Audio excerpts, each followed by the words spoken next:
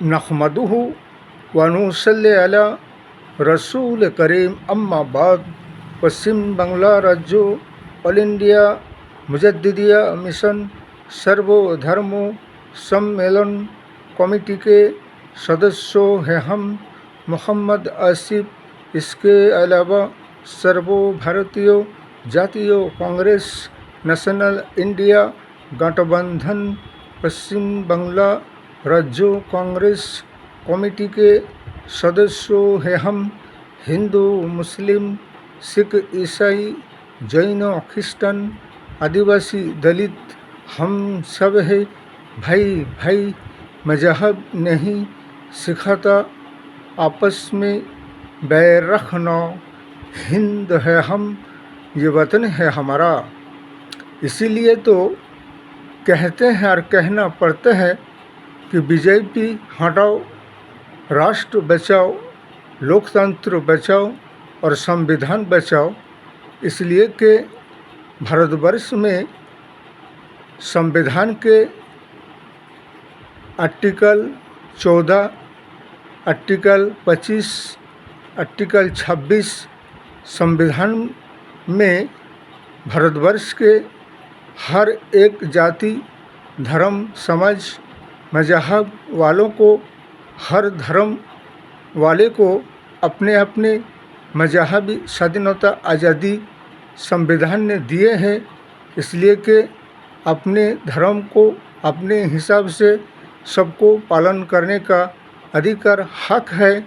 मजहबी स्वाधीनता पर किसी को कोई प्रतिबंध पाबंदी लगाने का किसी भी राजनीतिक दल का कोई अधिकार हक नहीं है और किसी के धर्म के अंदर दखल अंदाजी करने का भी अधिकार हक नहीं है। इसीलिए कि जिस जिस राज्यों पर बीजेपी का शासन है और बीजेपी का मुख्यमंत्री है, जैसे कि योगी आदित्यनाथ उत्तर प्रदेश का, इसके अलावा असम के मुख्यमंत्री हेमंत बिश्व शर्मा, इसके अलावा उत्तराखंड के मुख्यमंत्री पुष्कर धामी।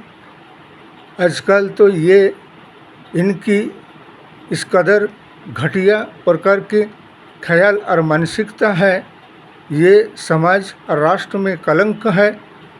इसलिए कि राष्ट्र को, समाज को कलंकित बना रहे हैं। इसका नाम भी कलंकित है और काम में भी कलंकित है। इसलिए कि मुसलमान अपने मजहबी शिक्षा व दीनी शिक्षा, इस्लामिक शिक्षा, इसलिए शिक्षा उसे ज़रूरत इसलिए है कि दुनिया में रहकर उसे अल्लाह का पहचान हो, अल्लाह को जाने पहचाने।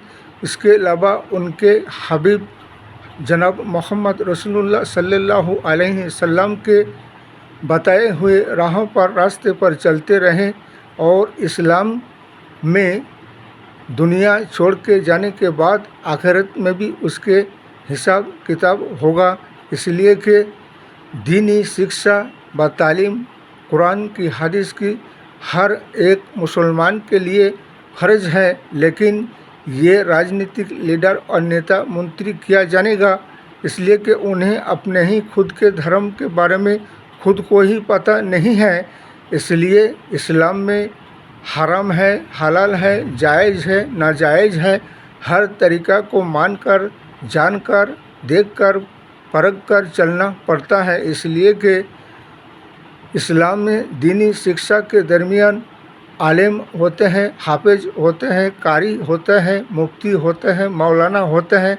इसलिए कि वो खुद ही अपने रोज़गार के इनकम के ज़रिया साधन खुद ही अपने शिक्षा के ज़रिए से अपना एक रोज़गार का रास्ता और इनकम के ज़रिया बना लेता है। सरकार तो अब तक के कितने पढ़े लिखे शिक्षित इंसान को अभी तक नौकरी सर्विस नहीं दे पाया, बेरोज़गार होकर घूम रहे हैं और इस्लामी शिक्षा पर और दीनी तालीम पर प्रतिबंध पाबंदी लगाने पर चले हुए हैं। इसलिए ये सरासर संविधान के खिलाफ है और ना ही कोई आलिम उलमा और जमाते उलमाए हिंद, जमाते उलमाए Deoband, all India Muslim personal board कोई नहीं मानेंगे इस बात को, इसलिए कि ये हमारे मजहबी स्वाधीनता और आज़ादी है। और इस पर अगर कोई हुकूमत, शासन व्यवस्था दखल अंदाजी और पाबंदी लगाने की कोशिश करेगा, संविधान के खिलाफ जाएंगे, काम करेंगे और हमें रोकने की कोशिश करेंगे तो हम इनको बिल्कुल कतई बर्दाश्त नहीं करेंगे, बल्कि इसके खिलाफ ज़रूरत पड़े तो हुकूमत सरकार के खिलाफ हाई कोर्ट और सुप्रीम कोर्ट में मामला मुकदमा दर्ज करना पड़े तो भी पड़ेगा, हमारी मजहबी स्वाधीनता के लिए, अपनी आज़ादी के लिए। आइए एक नज़र डालते हैं मिडिल ईस्ट पर। इसलिए कहते हैं कि बेईमानों पर कभी एतबार और विश्वास भरोसा नहीं किया जा सकता है, जैसे कि डोनाल्ड ट्रंप और नेतन्याहू है। इसलिए कि एक बार चोर और डाकू पर, उसके वादों पर विश्वास भरोसा किया जा सकता है, लेकिन बेईमान और मुनाफिकों की बातों पर यकीन और विश्वास भरोसा नहीं किया जा सकता है। कभी सीज़फायर की बात करते हैं तो कभी जंगबंदी की बात करते हैं, फिर दूसरी तरफ हरमुज में अपने नाकाबंदी करते हैं। इसलिए हमारा ईरान से यही कहना है कि इनकी बातों में ना आकर, जब तक कि इनको सबक ना सिखाया दिया जाए और ये इनको इसराइल और अमेरिका को घुटने पर ना ला दिया जाए। इसलिए कि हरमुज में अगर डोनाल्ड ट्रंप ने नाकाबंदी कर रखा है तो हमारा ईरान से यही कहना है कि डोनाल्ड ट्रंप के जितने भी हरमुज में जहाज़ खाड़ी में रखे हुए हैं उस पर बमबारी करो और उसको उड़ा दो, तब जाकर उसके अक्ल होश ठिकाने में आएंगे। इसलिए कि एक तरफ तो सीज़फायर की बात करते हैं और दूसरी तरफ फिर वो अमेरिका और इसराइल षड्यंत्रों रचाकर ईरान से लड़ने की फिर योजना बनाते हैं। इनकी बातों पर एतबार ना किया जाए, इसलिए ऐसे सबक सिखाया जाए अमेरिका और इसराइल को, और इसराइल का नक्शा को, नाम और निशाना को नक्शे से मिटा दिया जाए। इसलिए कि हमारे भारतवर्ष में अब इलेक्शन और निर्वाचन है, जैसे कि अभी 23 अप्रैल को पश्चिम बंगाल में निर्वाचन इलेक्शन है। हमारा सभी सारे पश्चिम बंगाल के जनगण से यही कहना है, अब के बाद एक परिवर्तन, बदलाव की ज़रूरत है और बीजेपी मुक्त बांग्ला और राष्ट्र बनाना है और कांग्रेस और टीएमसी को भी वोट दो और इस राष्ट्र और देश और समाज को और लोकतंत्र को, संविधान को बचाओ और सांप्रदायिक शक्ति को हटाओ। इस वीडियो को ज़्यादा से ज़्यादा लाइक दीजिएगा, शेयर कीजिएगा, सब्सक्राइब दीजिएगा।